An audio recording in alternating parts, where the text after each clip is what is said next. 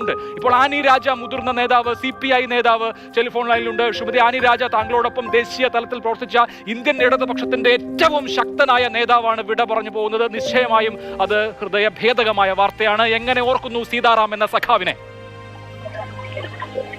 തീർച്ചയായിട്ടും അദ്ദേഹം കുറച്ചു ദിവസമായി സുഖമില്ലാതെ കിടക്കുകയായിരുന്നൊക്കെ എല്ലാവർക്കും അറിയുന്നതാണ്.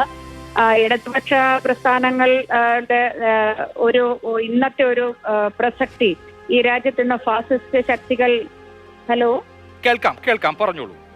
ഈ രാജ്യത്തെ ഫാസിസ്റ്റ് ശക്തികൾ അവർക്ക് കുറച്ച് സീറ്റ് കുറഞ്ഞെങ്കിലും പക്ഷെ ഏറ്റവും ശക്തമായി ഈ രാജ്യത്തെ ഒരു ഹിന്ദുരാഷ്ട്രമാക്കി മാറ്റുന്നതിനുള്ള അതിന്റെ എല്ലാവിധ കുതന്ത്രങ്ങളും നടത്തിക്കൊണ്ടിരിക്കുന്ന ഈ കാലഘട്ടത്തിൽ ഇടതുപക്ഷത്തെ നിന്നുള്ള ഇത്തരത്തിൽ ഒരു പ്രമുഖനായ ഒരു നേതാവിനെ നഷ്ടപ്പെടുക എന്നുള്ളത്, CPIഎമ്മിന്റെ ജനറൽ സെക്രട്ടറി നഷ്ടപ്പെടുക എന്നുള്ളത് തീർച്ചയായിട്ടും ഇടതുപക്ഷ പ്രസ്ഥാനങ്ങൾക്കെല്ലാം ഒരു തീരാ നഷ്ടം തന്നെയാണ്. അതില് ഒരു നികത്താനാവാത്ത നഷ്ടമെന്ന് തന്നെ പറയേണ്ടതുണ്ട്.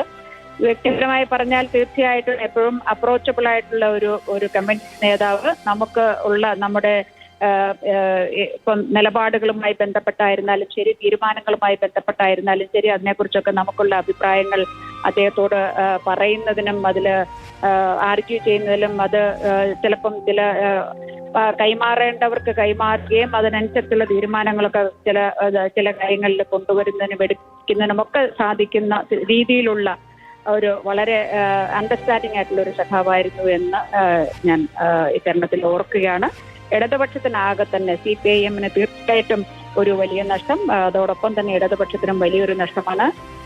CPIഎമ്മിനോടൊപ്പം അവരുടെ ഓരോ സഖാക്കളോടും അവരുടെ കുടുംബങ്ങളോടും ഒപ്പം തന്നെ ഇടതുപക്ഷത്തിന്റെയും ഓരോ സഖാക്കളുടെയും കുടുംബങ്ങളോടും ഒപ്പം തന്നെ അവരോടൊപ്പം തന്നെ ഈ നേരത്തിൽ ഈ സമയത്ത് ഞാൻ നിൽക്കുന്നു എന്നുള്ളതാണ്. വളരെ നന്ദി ശ്രീമതി ആനി രാജ, സീതാറാം യെച്ചൂരിയെ ഓർത്തെടുത്തതിന്.